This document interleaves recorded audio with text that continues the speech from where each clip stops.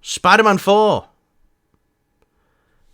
Marvel and Sony are at odds at the moment. Marvel, Kevin Feige wants one thing, Sony wants another. Can we just say right now, I'm going to start this off, this is Sony's property, so really it's their say at the end of the day. But, here's the two ideas. Marvel, Kevin Feige want a smaller Spider-Man story. They want it street level, and that's a way in for your Daredevil and Kingpin story and stuff like that. What everyone wants. What everyone wants. Sony want to bring back Andrew and Toby already and have a huge Spider-Man film again. Guess what, Sony? No Way Home's amazing. Might be in my top 10 MCU films of all time. You've got to earn it. You've got to earn it. You can't just do it again the film after. You've got to earn it. You've got to recapture that magic, because people will not fall for it again the next time. And I'm not saying it was people falling for it to go see No Way Home, but you've got to earn it. You can't just go, all right, guys, free Spider-Man again. $2 billion, here we come. It won't work. I think definitely when Madam Web comes out, and it will flop. Like, realistically, this is going to flop hard. Even if the rumours are true and Toby or one of the Spider-Men shows up in it, it's still going to flop. And I hope, in a weird way, I hope that one of the Spider-Men are in the film just to show to Sony, like, listen, you've even put Toby in there, or you put Andrew or whoever, and the movie still flopped. And no one Why? gave a fuck. No one gave a fuck, yeah. So, hopefully that will then, kick them up the nards a little bit. That's the thing as well. I don't know if I'm allowed to say this yet, because I don't know what time period we are in from No Way Home's release. Are we in the, we're definitely not in the it's just been released, so it's amazing phase. But I think we're a little bit past the year out, 2 year out, we need to hate this film for 2 years and say it's overrated. So, I'm just going to say it. No Way Home made the money because, there was all this speculation, but No Way Home made the money because Charlie Cox appeared as Daredevil, and I'm not going to elaborate on that any further. It didn't, but... No, it's because it's a good film. Because it's a good film. That's why it made the money. It had a lot riding on it. There was a lot of hype. I know that they originally wanted to kind of, behind the scenes, they wanted to pitch No Way Home as actually a sort of like a civil war between Strange and Spider-Man, and they weren't really going to show anything, and all that stuff would have been a surprise in the film. Unfortunately, things got leaked, and I think that's why they showed some of the stuff in the first couple of trailers, because it was like, right, this shit's leaked, just show them it now. So I'm glad they didn't show Toby or Andrew. I know Sony really wanted to. Yeah, they did. And I'm really fucking glad they didn't. Marvel again, which, let's be honest, not in its greatest years, but they still know how to build anticipation for a film of this level. Yeah, I would love there to be a sort of Endgame level Spider-Verse movie. I feel like we're going to get that with Beyond the Spider-Verse in an animated form. I would love nothing more for them to do it in live action. Like, it's so, with Spider-Man as well, it's so easy to do it because you could put any Spider-Man in there and just, they're wearing a mask, so you don't need to see the Peter Parker faces or Miles faces. You could just have loads of different people in suits and have like a big Endgame moment at the end. Yeah, they do need to build up that, because if they go from No Way Home, which ended the way it did, it feels like that's now setting up the street level stuff. It doesn't feel like it's setting up we're going to have Andrew and Toby back and the film's going to be about them three, and at the end of that film we're going to get loads of Spider-Man and have the Endgame moment then, because I'm like, that's not well deserved. That's just a load of shit. Do you think... And if there's going to be an Endgame moment there, I feel like Miles needs to be there also. I feel like Miles needs to be already well established in live action MCU. Yeah. Now, for there to be an Endgame Spider-Man moment. There's a lot of factors going into what I'm gonna say right now. Factor one is, I think if Daredevil Born Again is amazing, like a really good show that leads into Spider-Man 4, it would make more money than a direct No Way Home sequel with Tobey and Andrew in.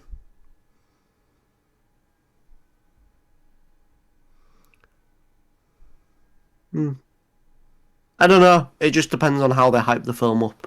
It does. If they make it look stupid, it can really deter people from wanting to go see it and it'll sort of feed into that superhero fatigue thing. I don't really think there is that much fatigue. Yeah. I'm not going to say that there isn't any. There can be at some points, especially with the MCU. There can be a lot of fatigue in just bam, bam, villain fighting villain, action, and just having no sort of substance to the films. Thankfully, that's not all of them. You've got great movies like No Way Home, like Shang-Chi, obviously the Avengers films. But a prime example is the Marvels. It's just a very bland, nothing too special. Well, nothing special really at all, except from the main cast, which I enjoyed them on screen. But that's where they fall into the trap here with Sony. And if Sony does this film and they take Tom back and they sort of shoehorn him in, because I know that I've heard loads of rumors recently where it's like, oh no, it's going to be Andrew. Oh no, it's going to be Tom. Oh, it's going to be Toby now. Oh, it's going to be none of them now. Yeah, or just in general. Because remember when was it Morbius or Venom 2? One of them did. I'm pretty sure Morbius. Yeah, the Morbius director. He came out and said, "You'll find out who the Spider-Man is very, very soon." And no, we didn't. So I just want to say as well, I'd be more forgiving to Andrew and Toby coming back in a sequel if it was better set up for that's what's going to happen in a sequel. But that's not how it went. They went their separate ways, and it was very much set up as Spider-Man is the street level hero now. That's how it was set up. And again, I say it again, I feel like you've got to earn it. And they earned it in No Way Home, building up to that point. They definitely earned it. And that was 2 amazing Spider-Man films, 3 Sam Raimi Spider-Man films, and the 2 MCU Spider-Man films leading up to it. It had definitely been earned at that point to get all 3 of them together. But guess what? They've spent that now. They need to build it up again and earn it one more time to get them on screen together. Well, I mean, if it happens, you know who to thank. Yeah. Wait, just out of curiosity, which one would you rather see? Daredevil, 100% street level. It's the logical way to go with the sequel.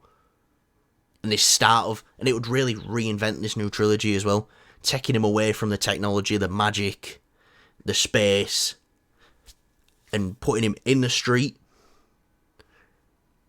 with a blind guy and a big, strong sumo guy. And because that's what will make money, not Toby and Andrew coming back for the sake of making money. Daredevil and Spider-Man will make more money. I really think it would. Because that's a token they can spend. They've spent the Toby and Andrew token. Now they've got to, wait a bit, wait for the token to come back, and then they can spend it again. Because do you know what? You introduced Daredevil in a Spider-Man film, which they already have, which they've laid the seeds for, and he's getting his own show. He's got this rich history in the MCU that's canon. You put him with Spider-Man, and then the next film you introduce Miles. And guess what? Come that 6th film, if they're planning on doing that, guess what? You get to have Andrew, Toby, Tom, Charlie Cox, and whoever's playing Miles Morales all on screen together. And that's really earning it. And be great. Yeah, I don't like thinking about this because it's Scares you. so realistic for them to fuck it all up. I I, think they will go the right way because yeah, I don't think as well. Marvel are gonna give up on this as much because they kind of need this a little bit this time round, and I say that because you've got Spider-Man's winning. Daredevil. Yeah, you've got Daredevil. You've got Kingpin. People want to see them three in a film, Yeah, and it will definitely help revive Marvel a little bit. Not revive them because they're dead. I'm just saying like it'll give them a bit of a positive boost and after the year they've had. something I want to say is post Endgame, Daredevil might have been in the most projects. It's different projects, like connectivity wise. I think he might actually be tied with either Spider-Man or Doctor Strange. Post Endgame connectivity.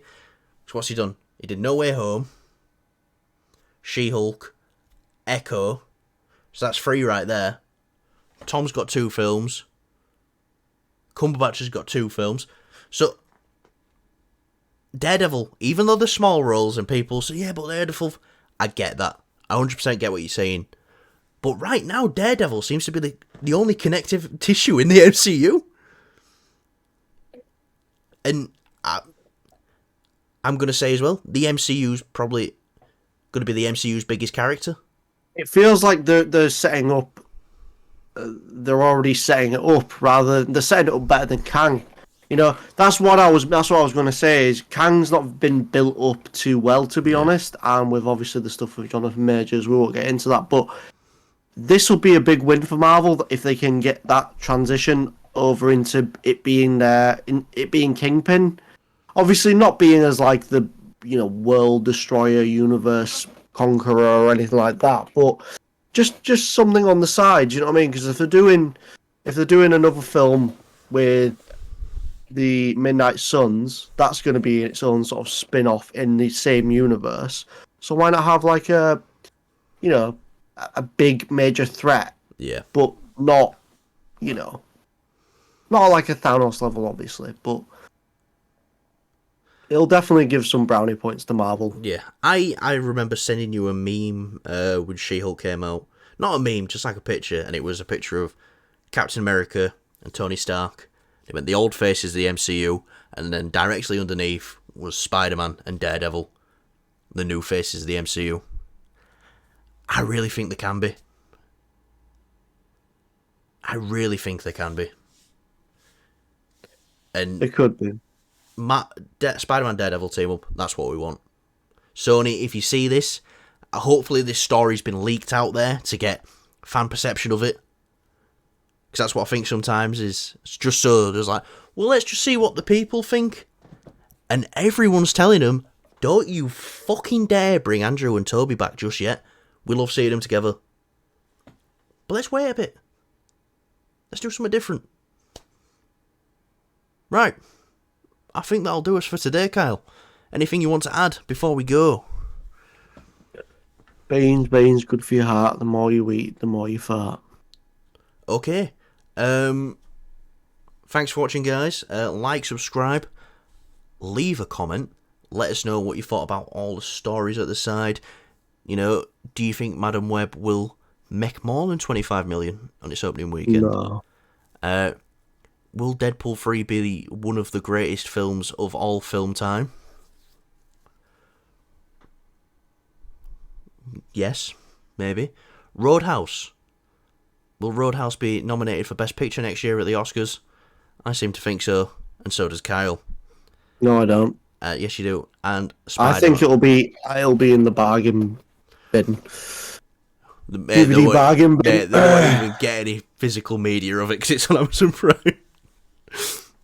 And Spider-Man. Oh, yeah, Which way should Spider-Man 4 go? There's only one correct answer. Yes, we value different opinions, but there's only one correct answer.